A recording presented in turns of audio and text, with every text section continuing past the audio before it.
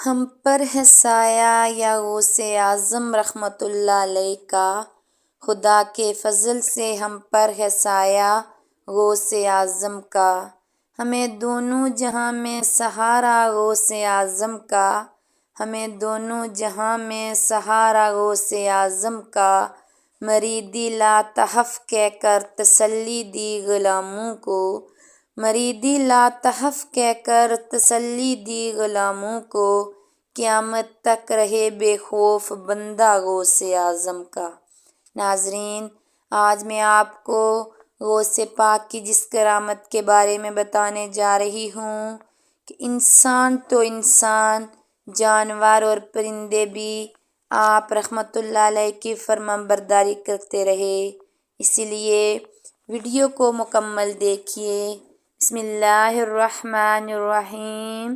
السلام علیکم ورحمۃ اللہ وبرکاتہ۔ جانور بھی آپ رحمت اللہ علیہ کی فرمان برداری کرتے۔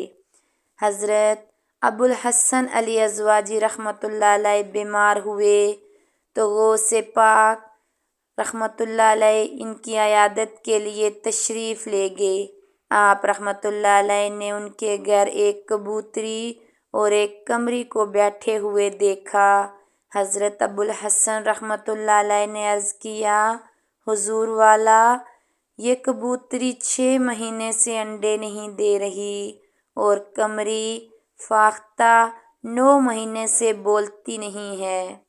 تو حضور غوث پاک رحمت اللہ علیہ نے کبوتری کے پاس کھڑے ہو کر اس سے فرمایا، اپنے مالک کو فائدہ پہنچاؤ، اور قمری سے فرمایا کہ اپنے خالق کی عز و جل بیان کیا کرو، یعنی اپنے خالق عز و جل کی تسبیح کیا کرو۔ تو قمری نے اسی دن سے بولنا شروع کر دیا اور کبوتری عمر بھر انڈے دیتی رہی۔ سبحان اللہ۔